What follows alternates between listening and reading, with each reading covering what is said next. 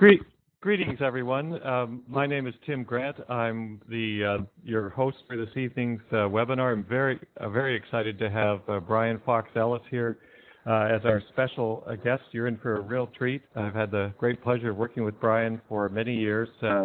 He's been a great contributor to Green Teacher magazine, and so I can say with confidence that you're in for a very special presentation from one of the more creative educators that I've ever worked with. In addition, just before I introduce Brian, I want to give you a little bit of background into what's going to happen over the next hour.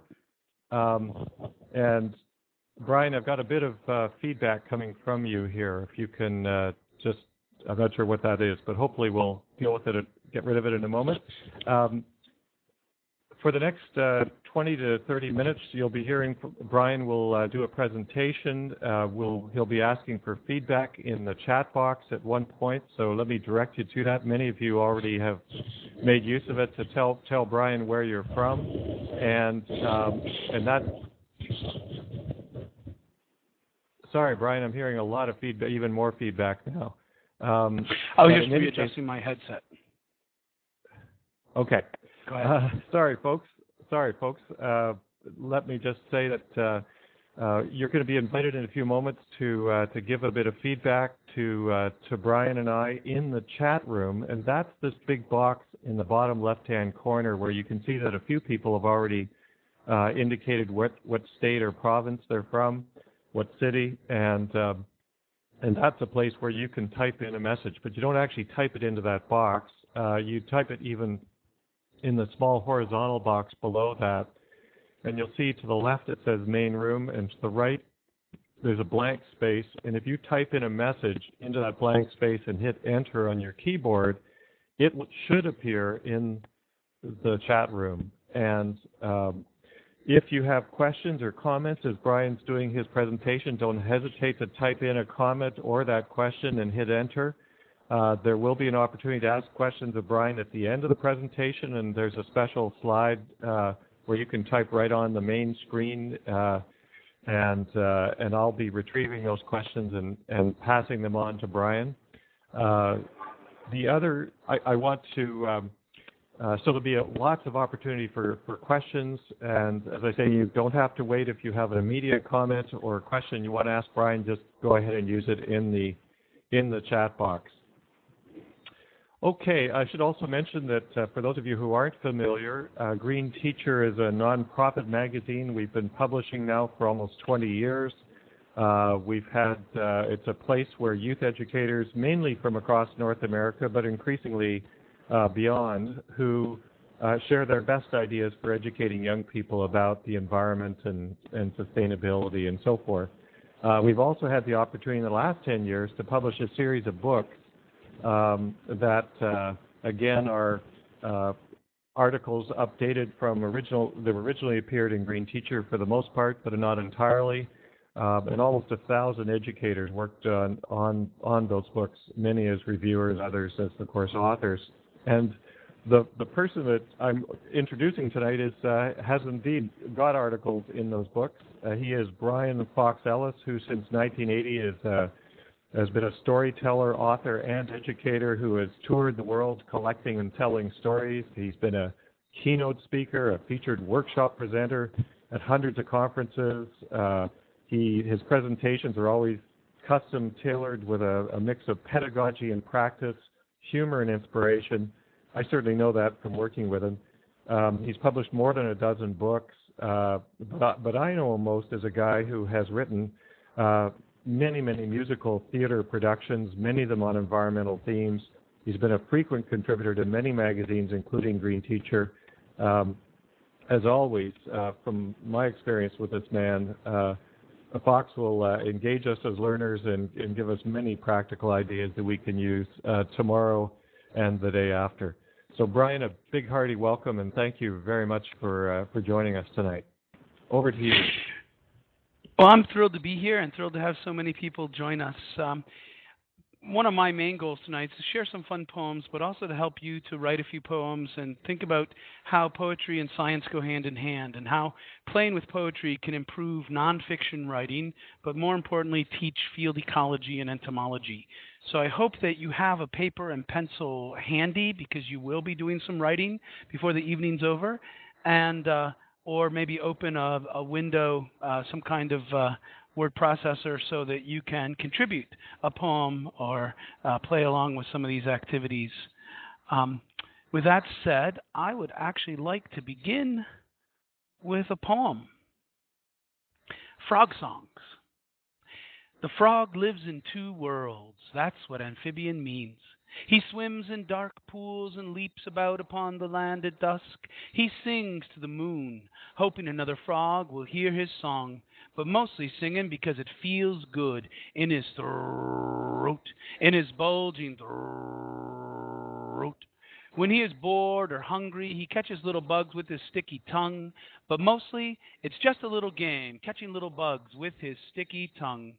He is most happy sitting in the shallow water, with his toes in the mud and his two nostrils smelling the warm, muddy night air, and singing because it feels good in his throat, in his bulging throat. I wrote that poem many years ago, and usually when I perform it with an audience, I invite the kids to say the word throat like a frog. So all together, if you like, in his throat, in his bulging throat. And I begin with that poem because it's a perfect example of the kind of poem I'm hoping that you'll write about your favorite wild creature. If you look at it, quick scan, you see I describe where he lives, what he looks like, what he does, answering some real basic questions about frogs. But also, I've recycled this poem several different ways. Of course, it's a performance piece. It's been published in a couple of my books of poetry. I also rewrote it and edited it just slightly, so it's in my children's picture book, The Web at Dragonfly Pond, if you just retype it as a paragraph instead of stanzas, making the sentences pull together. And that's part of what I'm hoping you will do is play with poetry to improve your narrative and expository writing.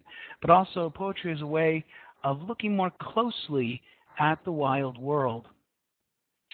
Now, let me give you a brief overview of where we're going tonight, which is the first thing here. To begin with a brief overview of the webinar, I want to start by just laying a foundation of a few basic concepts.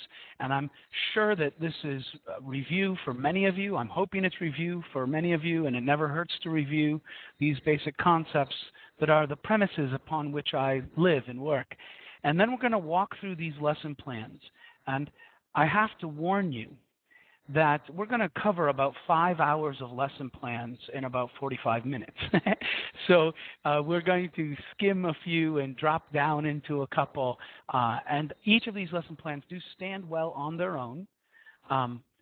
And you are more than welcome to use them individually. But if you work through this series together, I guarantee that your students, whether it's formal education in a classroom or at a summer camp as summer season begins to warm, your students will improve their appreciation of the wild world, improve their ability to think like a scientist, as well as improve their writing. And then near the very end, I would like to hear some of your poems, or if you type them into the box, Tim will post them. And while you're doing that, I'll take some questions until some poems are posted, then I'll read them. And I should also warn you that a lot of this workshop appeared in an article I wrote in Green Teacher about 2 or 3 years ago. So if you're a Green Teacher regular, you can find that in your archive, or if you go to my webpage, it's posted as well. Well, first, those basic concepts that the evening is premised upon. And most important, science is a verb. How many ways can you say that? Science is a verb. Science is an activity. Science is something that you do. And teaching science is really about teaching thinking, helping your students to think like a scientist, to ask good questions and to look for answers. And that good science, true science, is inquiry-based. What are their inherent questions? What is their curiosity? How can you nurture their sense of wonder? And then create a space for them to not only ask good questions, but to look for answers, to design their own investigations, and look for the underlying principles that govern life. Related to that, the science process skills, as I think of them, you begin with good questions. And when I say good questions, I mean questions that have measurable results. I love philosophy. I love open-ended questions and imaginative questions. But when we're talking about science, we're talking about measurable results, which relates to an hypothesis, a hypothetical thesis. I remember when I first started teaching 20-something years ago, we talked about an hypothesis as an educated guess, and I still get that answer from students when I ask them often. But I like to think a little deeper than just a guess. It's really a thesis. It's a statement of fact that can be measured. It's hypothetical based on the evidence you have, but you need to design an investigation to test that thesis, to test that hypothesis. And most important, conduct the research. Go outside, collect and analyze data, look for the evidence, look for the facts that lead you to conclusions that often lead to more questions. Now, often we think about science and poetry as being two very different things. At this point, as you're looking at this list, what can you add to this list? Go ahead and type into that chat room, and I'll read a few of mine, but as some intriguing ideas come up, I will read a few of yours as well. So what does a scientist and a poet have in common, besides the fact that they both like to eat lunch? How can the poetic mind help to influence science? Did you know that Niels Bohr, the famous physicist, was good friends with Robert Frost when they were both working at Harvard, and Frost wrote poetry about physics? That many of the Romantic poets, Shelley, Byron, Keats, some of my heroes, were trained as doctors and had a background in engineering and science? So what are some ways that science and the poetic mind come together? Go ahead and chat away about this. But I'm obviously using a poetic vocabulary, but a scientist uses metaphor and analogy to explain difficult concepts. A scientist pays attention to details while seeing the bigger pictures. A scientist thinks in images and not just words, not just math, but sees those bigger pictures. And vocabulary is very important. And yes, thank you, Rick, both need to be creative. That if you're just looking at facts, you're not going to go very far. The great scientific minds have been able to juggle these facts in very imaginative and creative ways. Again, thank you, Rick. That they make imaginative leaps. And yes, they need to be able to describe their observations. Thank you, Laurel. Poet works with descriptive language, and a scientist does the same, and it's paying attention to those kinds of details. Now, again, I'm using scientific vocabulary, but a poet is observant. A poet asks difficult questions. They're always looking at the questions they do not know the answers to. Thank you, Mary. They are wondering aloud about how and why, and seeing these unusual connections between things that may not be obvious at first glance. And both of them seek discovery. So with these thoughts in mind, and feel free to add more later, what does a scientist and a poet have in common? And teaching writing is very much about teaching thinking. The writing process is a process of discovery. I'm working on a novel now, and I have an idea of where I'm going, and I have a pretty clear idea of the path, but I'm often surprised as I'm wandering down the path. Teaching students to write is teaching them how to organize their thinking. And one of the most important science skills is communication. I do a lot of work in the scientific community as kind of an entertaining luncheon speaker, and then a breakout session, for example, at the International Wetlands Conservation Conference a couple of years ago, and helping them to be able to communicate their important ideas. I like to tease them. If you came up with some great discovery and couldn't tell anybody about it, what good is your discovery? So teaching writing is teaching thinking. And our theme, particularly this evening, is playing with genre. Not just writing poetry, but playing with different kinds of poetry, haiku and list poems and free verse and songs. Turning that into stories will guarantee to improve the essays that you write as well as your students.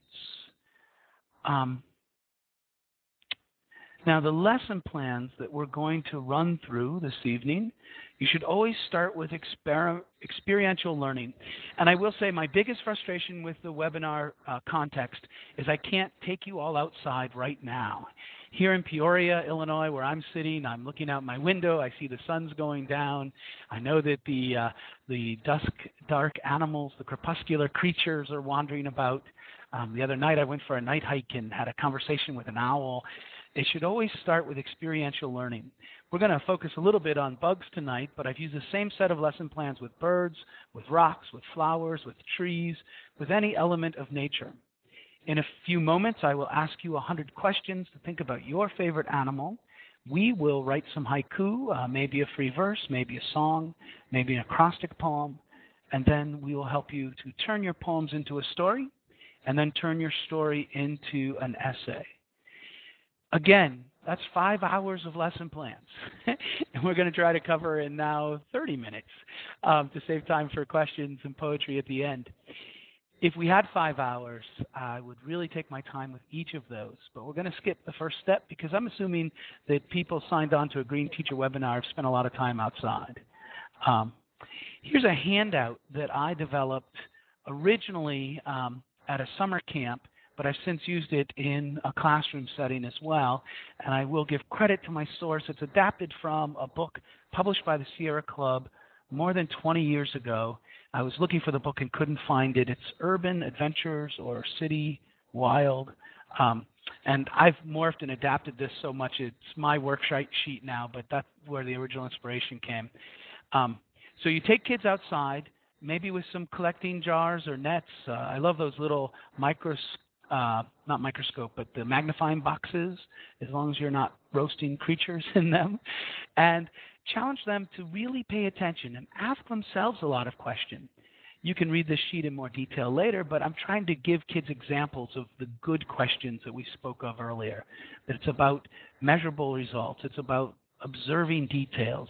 It's about looking at the creature and letting the insect itself be the teacher. What can you learn from this bug or fish or flower or bird or tree or whatever you happen to be studying? In the bottom corner, you will see one of the poems that I wrote in response to a water strider swimming through the shimmering moon. If you don't already have one, get out a sheet of paper. Get out, open up a little word processing window of whatever program you like to work in. And what I'd like to challenge you to do next is to think a little bit about your favorite creature. So right now at the top of your page, write the name of your favorite animal. You can focus on insects if you like, but I will encourage you to choose an animal you know something about. And again, bird or a mammal. Sometimes with a class, we'll really focus in on rainforest animals or animals from your local ecosystem. Like if I were in Maine at a camp doing a program in the mountains, what are the animals you would find there versus, the desert Southwest in Arizona?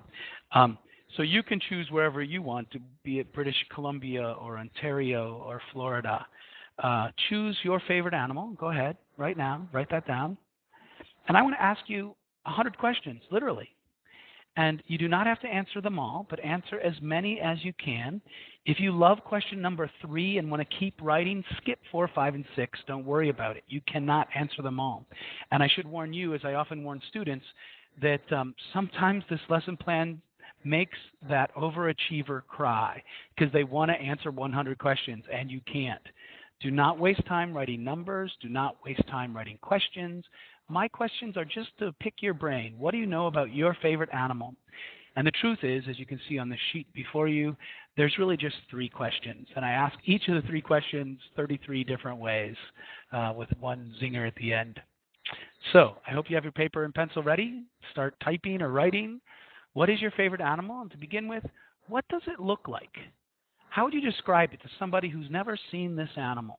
How big is it? How tall is it? How short is it? How long is it? How could you measure it? How much does it weigh? And it's okay to guess at some of these answers. What do you think it weighs? Or how long do you think it might be fully grown? What are the colors? And instead of just blue or red, how would you describe these colors? What are the purposes of these colors? And think in terms of paint chips. Instead of just blue, what shade of blue? Instead of just red, is it scarlet or maroon or burgundy or magenta? And why does it have these colors? And which parts of this creature have these colors? And think about the parts. Maybe make a quick list. What are the parts of this animal? And how would you describe each part? And thinking in terms of metaphor, analogy, how would you compare each part to a tool? How does the animal use this part? What does your creature look like? That's the big question. What is the size, the shape, the color? Compare it to stuff. Is it bigger than or smaller than, longer than? What does your animal look like? That's the first question. And let's go ahead and shift gears. Where does your animal live? What is the ecosystem or the niche or the habitat? How specific can you get? Does it live in the treetops, in a forest? Yes, but what kind of forest? Is it an oak hickory forest, a boreal forest? And how do you know it's a boreal forest? What are the other plants and animals that live there? What are this creature's friends or allies, its neighbors? So I'm hoping you're answering as many of these questions as you can. And again, my goal is just to get you thinking. What does your animal look like? That's the first question. Second question, where does your animal live? Where does it go? If it migrates, what would it see along the way? Where does it go in the morning? Where does it go at night? Where does it go during the day? Where does your animal live? That's the big question we're talking about now. Where's its nest or its den? And try to be specific, not just in the mountains, but name the range. Not just in a river, but where in the river and what river and through which province or state does this river wend? Where does this animal live? And through its day, where would it go? Where does it go to eat? Where does it go to drink? Where does it go to rest or hide? Where does your animal live? And then the third question, moving ahead, I often will have students answer the first question, draw a line through the page, answer the second question, draw a line through the page, and if need be, turn the page over. But let's move on to the third question. What does your animal do? Think in terms of verbs and adverbs. What does your animal do? What does it do in the morning? What does it do in the afternoon? What does it do at night? Is it crepuscular? That's my new favorite word. I've been doing a lot of bird watching lately. Is it nocturnal or diurnal? And I always challenge the students, you get bonus points for using your science vocabulary. Where does your animal live? What does your animal do? What is your animal good at? What is its virtue? What is its job in the environment? And here's the one question I do ask everyone to answer. What is your animal's virtue? What is it good at? What is its job? I know that these creatures do not speak English or French, but if they could, what could you learn from them? Don't put words in their mouth. Through your observation, how could you learn to be a better animal? What could you learn from this creature about being a better inhabitant of the earth? Now, I know that I've rushed through those questions, and usually with students I would take 20, 25 minutes. But I hope that you've jotted down at least a few notes, thinking about your favorite animal. And go ahead and take a moment, go back through your notes, and maybe finish answering a few of those questions that I raced you past. Read through what you have in front of you, and maybe add to a few of those answers. Or maybe answer a few of the questions that you skipped over because you were so busily answering one of the others. What does your animal look like? Where does it live? What does it do? Your answers to those questions, this prior knowledge quiz, are the fodder for a lot of different kinds of creative writing. And if we had more time, your homework tonight would be to go and observe that animal and answer more of these questions. And more importantly, what questions come up for you as you're observing this animal? What questions do you think of, and how can you let the animal be your teacher?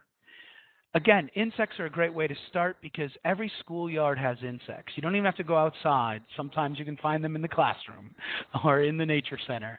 And so every student can pick an animal, an insect, and they can observe it for a short while. So moving on, take your notes, skim through, and I would like you to underline some of your favorite lines. You know, maybe you answered 10 or 15 of those 100 questions.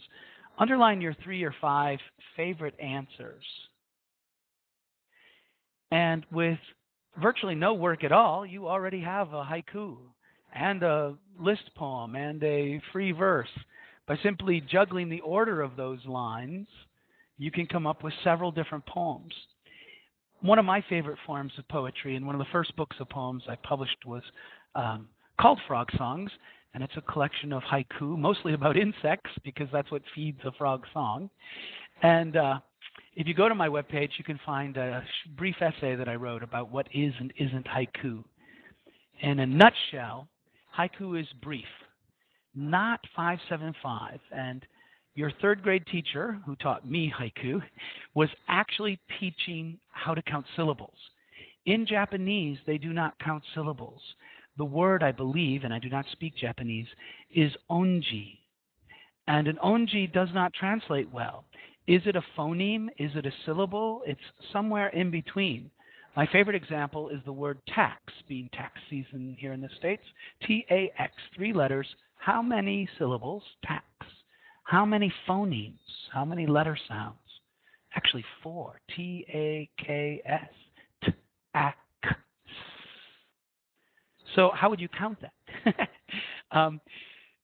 The important thing is to be brief. Usually 3 lines, sometimes 1 or 2. My favorite haiku, written by Marlene Mountain, is 3 words. It's the word frog typed normally, the word F-R-O-G spaced across the page in this big arc, and then the word frog again at the bottom. And so you get all the rest of the things I'm about to talk about in that 3-word poem. She's recreated one moment, that frog sitting still, then leaping, and then sitting still again. And it's in present tense. It's happening right there on the page. In haiku, you're trying to bring the reader into one little epiphany, one moment, so they can see what you saw. Again, it's always present tense, using ing instead of ed, and there's usually a season word. I love the power of a season word because with one simple word in your poem embedded, you create the whole season and everything that goes with it. The obvious season word for winter is snow. And for spring, in traditional Japanese haiku, it's cherry blossoms. Frog itself is a season word for summer. If you want, you could make a brief list of season words there in the chat room if you like. What are some season words that come up? You just type the word and we'll guess at the seasons. But I love the season word in a haiku because it does add a moment. It adds a bit of power. It adds a lot of depth because you can shiver or bask or sweat or smell the sweet breeze. So Mary Tim says wildfire. And I guess prairie fire. I'm thinking because I love burning fires late summer. I've burned my share of prairies. Crunchy leaves, that's a great one, Laurel. So what are some other season words that come to mind? Keep typing those as I move on. Another idea in haiku is yin-yang. And let me put these 2 together. And the next idea is a small satori. If you have a PhD in Eastern philosophy, or better yet, if you're an enlightened Buddhist, you know those things. It's hard to describe in a sentence or 2, but yin-yang is that light within darkness, that big and small, macrocosm, microcosm, stillness and movement, that within opposites there is wholeness. Every haiku, if it's traditional haiku, has that yin-yang that leads to an awakening. That small satori, that moment of enlightenment. To summarize all of this, what a haiku tries to do, instead of saying, on Sunday I was hiking, that's past tense, and when I went hiking, I saw a fawn that had been newly born. It was still wet, and I saw the afterbirth sitting next to it. What a better thing to see on Mother's Day. I saw 2 newborn fawns and saw them take their first steps. Instead of telling you that story, what haiku tries to do is tap you on the shoulder and point so you can see what I just saw. I need to work on a haiku about that one. So take your 3 favorite lines from your notes, and what is your haiku? Go ahead and begin thinking about that, and more than thinking, begin to type or write that down, and we'll ask for those contributions in a little bit. Here's a haiku about cranes. It kind of sets up my next poem as well. At first light, a crane lifts its long legs, wings stretch, singing up the sun. At first light, a crane lifts its long legs, wings stretch, singing up the sun.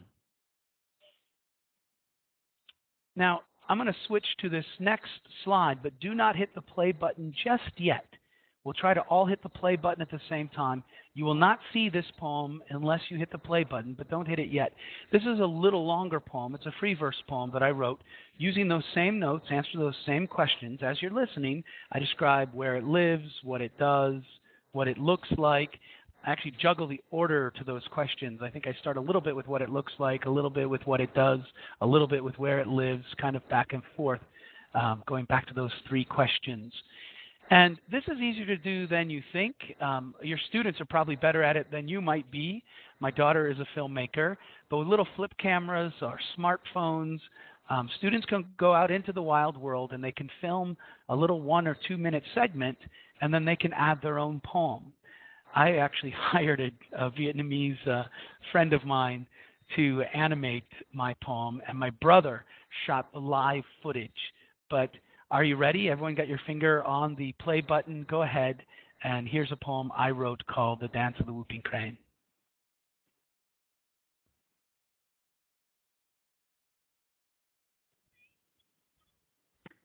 I don't see the play button.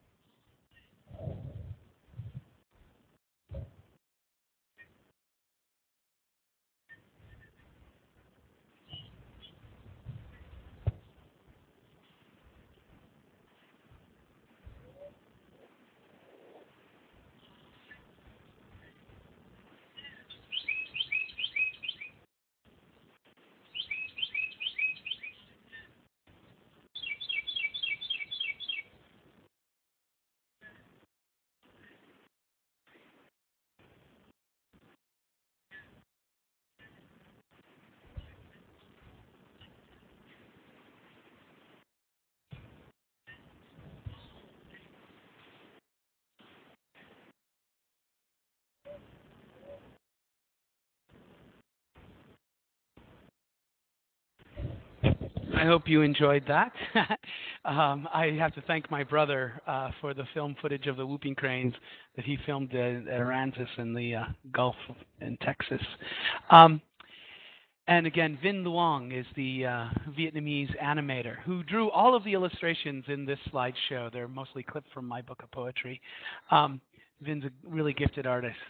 But you could see how that was a very simple animation. It was, I think, 36 images for each of 3 scenes. So just over 100 quick sketches to make that 1 minute animation. And you can let your students play with that if you like. Go ahead and take a moment, go back to your fodder, go back to your answers to 100 questions, and begin to maybe write a free verse poem, or if you want to write an acrostic poem, or if you want to turn it into a song. Play with poetry, any form you want, and we could spend a whole hour just on this piece of the lesson, and we could talk about what is and isn't haiku and write a haiku. We could talk about what is and isn't a free verse poem and write a free verse poem. I know a lot of students love an acrostic poem, so if you want to jump ahead and write the name of your favorite animal going down the left side of your page. For the overachiever, you could write whooping crane. I just wrote crane to make it a little bit easier. And go ahead and start working on that if you like. But first, let me define what is and isn't an acrostic poem. I wrote an acrostic poem to kind of answer this. If you go back to the Old English, I believe acrostic poems started in England. They often had rhyme and rhythm and meter and were sometimes even in iambic pentameter.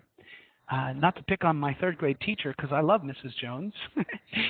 She just had us list words that started with those letters, but more than just a list of words. Try to tell a story. Try to create imagery. Here's an acrostic poem about an acrostic poem. An acrostic poem is not as easy to write as it looks. Contrary to popular belief, real poetry that reads down the page with the order of the words determined by the letters in your subject matter. The next line begins with the next letter of the word in the title of your poem, concrete in shape, but poetry nonetheless. Out of these lines, you can tell a tale and draw enchanting pictures in the minds of your readers. And I hope those last few lines were the payoff. And of course, my poem about cranes. I hope you're making an acrostic poem. It's hard to listen and write at the same time. I should be quiet, but here in this webinar, I feel like maybe I should keep chattering. Crane dance, red head and long tail feathers, a fancy dancer to rival the Lakota. Nearer and nearer his mate, clacking beaks together, entangled in the dance of love, crane dance. Again, start with activity. Go outside, study some birds, draw some wildflowers. What can you learn from a tree or a rock? It begins with experiential learning. Then, even outside with a clipboard, you can ask some questions to challenge them to think a little deeper and to learn from their creature. Take that list of answers and begin to sift out your favorite lines. Write a haiku, write a free verse poem, write an acrostic poem. Or my favorite, I love to write songs. As Tim mentioned, I write musical theater. I have my own theater company here that often celebrates the wild world. And I got an EPA grant, thank you Illinois EPA, to make a video about cleaning up the Illinois River. And in that video is where the whooping crane dance comes from. And this song that I wrote, again, do not hit the play button yet. We'll hit it all at the same time or pretty close to. This song is from the point of view of a catfish. And I did hire a couple Chicago blues players, and my buddy Barry Cloyd, who co-wrote the music, helps to bring this song to life. What can you learn from a catfish? Go ahead. Are you all ready? Got your finger on the button? Hit play.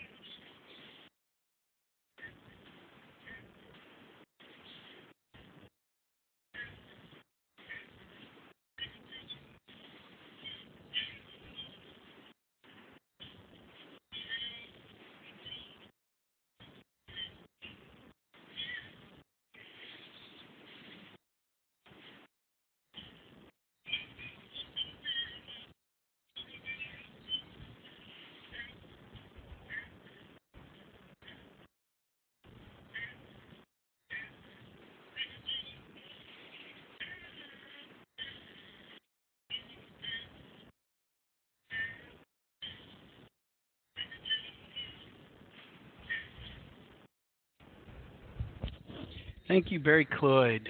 He's a great musician and a good friend of mine. So, again, if we had a couple of hours, we would go outside and study the wild world because learning should be hands-on and science is a verb. We'd write some poetry, and then if you want, give your kids some time to take their smartphone or their flip camera and shoot a little 1-minute nature video and overlay their poetry. And if you do this lesson, send them to me. I'm interested in seeing some of that work and maybe post it on my webpage or on Green Teacher. We could maybe create some space for that. And I'm hoping to do more this summer. That's one of the projects. I'm working at a camp and hoping to do more of this. So look my webpage for more. But let's move on. We've done the hands-on. We've written our poetry. Let's look at how do we turn our poem into a story. The truth is, if you answered even 3 of those questions, what does your animal look like? Where does it live? What does it do? You already have the outline for your story. And your poem, if you wrote a free verse or a song, could be the outline of your story. The haiku could be the theme, the big idea within it, and the descriptive language and the metaphors add color. But the character in your story, what's the connection between language, arts, and science? The character in your story is your animal. The setting is the habitat niche or ecosystem. And I love how that is like a target. You know, ecosystem is big picture, habitat is narrowing in, and niche is very specific. So if we're talking about a forest ecosystem, the habitat might be oak hickory forest or maple sycamore down in the bottomlands or maybe boreal forest. And within that more specific habitat, we could look at the niche. Is it a warbler that spends its time feeding on insects in the canopy? Or is it a warbler that spends more time in the understory? Or like the ovenbird, does it live on the forest floor and seek insects under the leaves? So you've got, you know, the different niches within that habitat. And depending on the grade level you're working with, depending on the age and awareness of nature, you can get more or less specific with all of this. And on a real basic question, the plot is the behavior of the animal. And again, with the grade levels and their awareness, you can get more specific. If you're focusing a lesson plan on adaptation or maybe on predator-prey relationships, maybe on the life cycle from egg to wing, on migration patterns, you can give students a range of choices depending on what your focus is as an educator. And I will say that it's a lot of fun to give students open-ended. You know, what are their questions? What do they want to focus on with this animal? Its relationship to its environment. I will also say I like happy endings. What makes a good story? Problem and solution. But the animal needs to survive. I like happy endings. Now, what I want to do next requires a little bit of patience and participation from all of you. If you could, in just a moment, I'm going to invite you to close your eyes. If you're doing this lesson plan with your students, I gave a script here to give you an idea to help you write your own story, turning your poem into a story through what I call a totem animal daydream. Now, depending on the setting, you can go into a lot of detail with this. I like to keep it short and do very little talking, though I've done a lot so far. In just a moment, I'm going to invite you to close your eyes. Not yet. In just a moment, I'm going to invite you to close your eyes and see your favorite animal, and then be your favorite animal, and then sitting still, imagine having an adventure, flying or swimming, hunting. And again, I like happy endings. When you open your eyes, I usually have students turn to a partner and take turns telling their story. If you forget everything else I say about the writing process, remember these 5 words. Tell it, then write it. Tell it, then write it. So, real quickly, if you could close your eyes for just a moment. Go ahead and see your favorite animal. Might be blurry at first, but imagine bringing it into focus. See it running or flying or swimming. See it slowly turn around. So now it's looking into your eyes as you look into its eyes. And now imagine becoming this creature. Maybe you sprout extra legs or wings or a tail. Your hands and feet become paws or claws or hoofs or fins. And you grow a new skin. Right now, imagine growing a new skin all over your body, sprouting fur, feathers, or scales. Imagine running or flying or swimming. What does it feel like to be in this body? What do you see? I'll be quiet for just a moment. Have your own adventure. What problem do you run into? How do you solve it?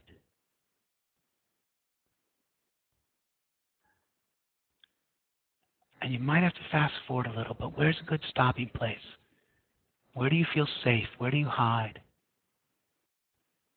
Remember your daydream, and remember you are an animal. You're a mammal. Wiggle your toes and fingers, and come back to this human body and open your eyes. Now, right there's a whole hour, if we had it.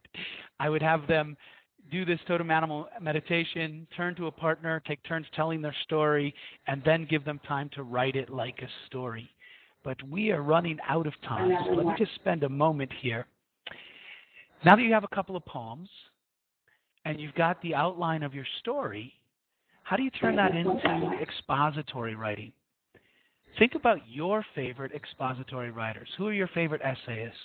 I'm a huge fan of Barry Lopez and Annie Dillard, and many of those kinds of writers will start with a quote from a famous poet, often a romantic poet. And then they describe where this creature lives. They take you into this place. And even though it's expository writing, it's got a beginning, a middle, and end. There's a lot of descriptive language. They use metaphor and analogy, the tools of a poet. And they're telling a story with a sense of discovery, even if it does begin with their topical point and then have 3 paragraphs to describe and reinforce the point and then reiterate the point at the end in your formulaic expository writing. There's room for creativity and drama and detail and poetry. If you take the time to do these 5 lesson plans, and sorry, we just barely touched on those last 2, spend some time outdoors, write some poetry, tell some stories, I guarantee that their expository writing will improve, and your expository writing will improve. Spend some time playing with poetry. Here's a quick example of all of this on one page. So there's my free verse poem about the whooping crane that you saw in the video. At the bottom on the left column is the acrostic about a whooping crane. The bottom right column is my haiku about a whooping crane. You see the outline of my story, which is following the crane's migration from Florida to Wisconsin and the adventures along the way, which is also the thesis of my essay, that it's important we protect these stopover places in the crane's migration. We don't have to protect 2,000-mile swath, a mile wide, although wouldn't that be great? But we follow these cranes and we know where they rest every year, then if we can protect those wetlands, then we can protect cranes for the future. So you can see how all of that came together. Now, we do have some time here at the end for questions and poems. If you have some questions, I will gladly field them. And we're not seeing your question page, Tim, in the...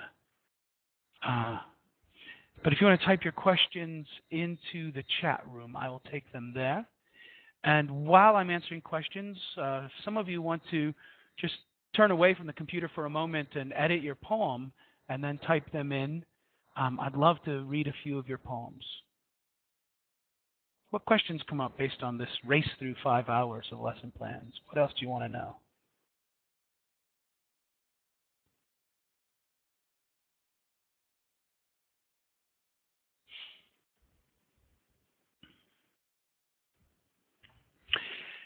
Well, while you are formulating questions,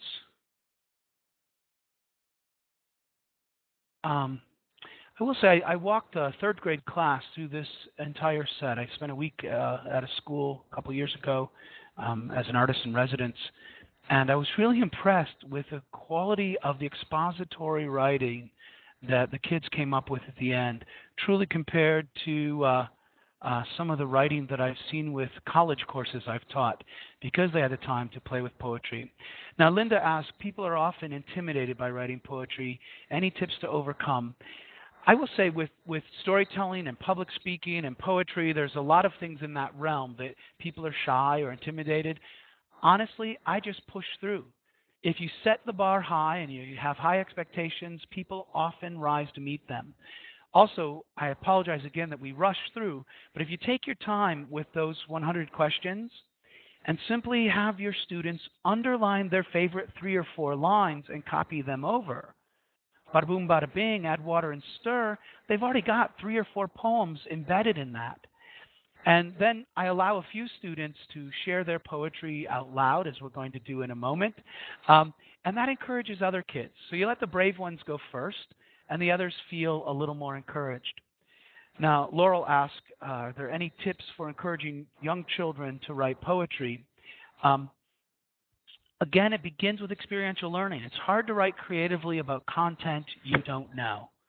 But if kids spend time following a butterfly through your prairie or through your outdoor classroom, then they are eager to write about that butterfly. Also, I do a lot of big rowdy games with kids, like One of my favorites is Fox and Rabbits. It's a predator-prey game, or maybe from one of the Project Wild, How Many Bears, or Too Many Bears, or Oh Dear. After playing those games, you set the kids down as a debriefing, and you just let them respond. And then you take notes on their response, juggle their phrases, and bada boom, bada bing, you have an instant poem that they wrote without even knowing that they're writing poetry. Jessica says, do you ever encourage art and or drawing with poem? If we had a sixth hour, especially I play John James Audubon, the first step in this is we draw our favorite bird. And if a picture is worth 1,000 words, and descriptive language is an important part of poetry, if I bring my own art gallery with me when I perform as Audubon, and I let students spend time with their favorite piece and reproduce Audubon's work on a clipboard, that drawing does inspire poetry, because it's very easy for them to describe what I'm looking at the wild turkey image hanging in my office here, to describe that beautiful purplish, bluish, reddish neck and head that Audubon captured, or the glimmery feathers on the body, the bronze bust of the bird. There, I've got an alliterative phrase just from gazing at this image. So yes, Jessica, that's a great idea, and thank you for posing the question. And Kim Arnold asked, if you do all 5 lessons in a week, that doesn't leave a lot of time to edit. So is the point more to experience this than to go through the series again for another unit? Your question raises a couple of important issues. Because we are racing, we obviously didn't have time to go back and do the rewriting and editing. And I always tell students the hardest part of writing is rewriting. My favorite example, my children's picture book, The Web at Dragonfly Pond, I rewrote 30 times before I got published with Dawn Publishing. And then when Glenn finally bought the manuscript, he said, I'll never forget, in an email, now the rewriting begins. And we went through 16 more drafts. But I think it was worth it. It's the hardest part, but the most necessary part of writing. So yes, if we're doing these 5 lesson plans over 5 days, we would spend some time. You have a full hour. It's easy to jot down 2 or 3 ideas for a poem. And then at the end of the hour, choose your favorite poem. And some students might choose the acrostic. Others might choose the free verse. Some might choose the song or the haiku. Choose your favorite poem and spend some time reworking, rethinking, recreating, which is what rewriting's about. And then at the end of the class, we'd take some time to share, which I hope we're going to do in just a moment. So if you wanted to type in some of your poems, I will go ahead and continue to answer a question or two. But when I see a poem pop up, I might distract myself and read a few of those. So I think you can clip and paste those into the chat box if you like. Brian, I'm gonna just jump in here. It's Tim here again. Sorry to interrupt. I think while people are adding comments in the chat box, as per your suggestion there a moment ago, it might be helpful. I think the reason why I have a feeling that if you're not at the last slide, or we've got the wrong presentation. We haven't refreshed, and so if you can just double check that there's no more slides. I see a couple more slides. So this is because you have the questionnaire at the end. So No. Yeah, so go to the last slide now. The last slide is questionnaire. Is that where you add That's poetry? It. Okay. All right. So if you have any questions for Brian, you can type them in there, or you can drop your poem in. Though we already have one poem from Bill Kilburn. Thank you very much, Bill, and I hope I do it justice. I'd love to hear your voice. Startling, flashing, yellow, reflecting primal beauty in the unbroken pool, but unmoved as an insect is calmly snatched. That's great, Bill. One more time. Startling, flashing, yellow, reflecting primal beauty in the unbroken pool, but unmoved as an insect is calmly snatched. And Bill, that actually brings up a different form of poetry that students love to play with, and I do as well, and it's called a riddle poem, where you basically describe your favorite animal without telling us what it is. And it could be written in any form. It could be a tanka or an acrostic, except acrostic would give it away on the left column. And then we have to guess. The student reads the poem out loud. If you think you know, you put your finger on your nose, and then the student gets to choose somebody and see if they guess. Going back to Kim Arnold's question, the other thing with rewriting is, so let's jump ahead to our essay. And in the fifth lesson, we've outlined our essay. We've spent the hour working on our rough draft. Let's go back to the field experience. Part of rewriting is answering some more questions that might have come up. As you were writing, and this writing is a process of discovery, what questions came up that you couldn't answer? So go back to your animal. Spend more time. What else can you learn that would make this a better essay? So again, thank you, Kim, for the question, because rewriting and editing is a very important part of the writing process. Megan Smith says, would you be willing to share a copy of your presentation with us, or could I have a sample video? This webinar will be posted, if that's what you're talking about. If you're asking about the video on the, it's called Voices for the River, that includes that poem and that song, that's available at my webpage. I also tour as a performer. So, and I have a couple of videos available that you can download, like YouTube videos from my webpage that give you a couple of different kinds of presentations. But as far as this presentation of teaching poetry, here, you have it. Yes, you're welcome to download this.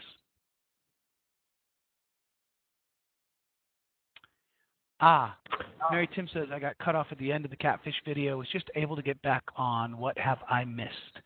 So after the catfish video, we quickly talked about writing a story and turning it into an essay. And yes, I will type in my webpage is posted several places. Tim, you want to jump in? Go ahead, Tim. Yeah, I did. I was going to just mention that, just to remind Mary that you'll be able to see the whole catfish video and what you've missed in its entirety by tomorrow noon. We'll open up the archive, and we'll also send you and everyone who's on this call an email that has the archive URL and has some more information about Brian's website and some of his publications and so forth. So that'll come tomorrow, and you'll be able to go and watch any part of the presentation that you wish, whether a part that you want to focus on or you want to see the whole thing. That's your choice. And I will also say that each of the pieces are posted on my webpage. If you click on lesson plans, you can find 3 or 4 different lesson plans, one that focuses on birds, one that focuses on insects, one on stones, one on trees. So you can see how I've adapted this set of lesson plans to different content as well. And all that's one-page PDF that you can print and share with your students to make it easier for them as well.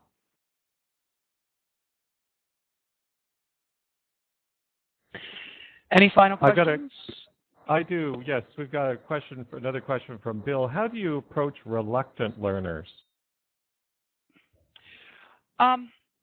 Well, I find, and I've done a lot of work with, they keep changing the initials on me, ESL, English Second Language, so there's a little shyness there because of the language barrier, emotionally impaired, learning disabled, hyperactive, ADHD. I worked at a camp for 4 summers as a counselor with kids who had the whole alphabet soup attached to their names. And I find that when you spend time outdoors playing rowdy games and learning from wild creatures and climbing trees and studying wild edibles and catching bugs, that their innate curiosity, it comes alive. And through this same set of lesson plans, I remember when I was a 3rd grade teacher at a Catholic school in Toledo, Ohio, I had one kid who hated writing so much that he wouldn't even put his name on a math paper. He was a brilliant mathematician, but he hated writing. I always knew it was his because if it didn't have a name on it, it was Jimmy's. and if it was an A in math, it was Jimmy's. But through this set of lesson plans, he wrote a brilliant story about a tiger. So part of it is giving them choices. What is your favorite animal? What are you excited about? What's your innate curiosity? What does your sense of wonder lead you to? And they overcome some of that the phrase you use, reluctancy, and you just give them the room they need to find their own passion. But also, because of the enthusiasm that I bring and hopefully you bring to the presentation, because of your love of poetry and the exciting stories that you're going to tell, they can't wait to tell their own. Right before this presentation, I was doing a family literacy night for preschoolers, and I love that 3 or 4 of the boys and girls, 3, 4, or 5 years old, as we're singing Mother Nature Had a Swamp, hey-ya, hey-ya, ho, they started hopping around the room and singing along, and their enthusiasm brought some of those reluctant learners in who were, cuddled with their mom in the back row. They started hopping and singing as well. So I hope that answers your question. We have 30 seconds left. If you don't mind, just a real quick plug. If you go to my webpage, I do have 3 books of poetry that are available, and in the back of Frog Songs and Song of the Red Fox are some lesson plans for playing with various forms of poetry. Since I am volunteering my time tonight, you can support your local artist or your webinar artist. I also have 2 books for teachers. Learning from the Land is my first book on teaching ecology through storytelling with a lot of hands-on science. And then my newest is Content Area Reading, Writing, and Storytelling. Includes a chapter on science as well as one on social studies. And of course, I would love to come to your school. I tour the world. I've not been to British Columbia yet. I see a few of you from up that way. I've performed in Ontario, in both Toronto and in Quebec once as well, and Montreal many moons ago. But I do tour the world. Would love to come to your conference or school, and hope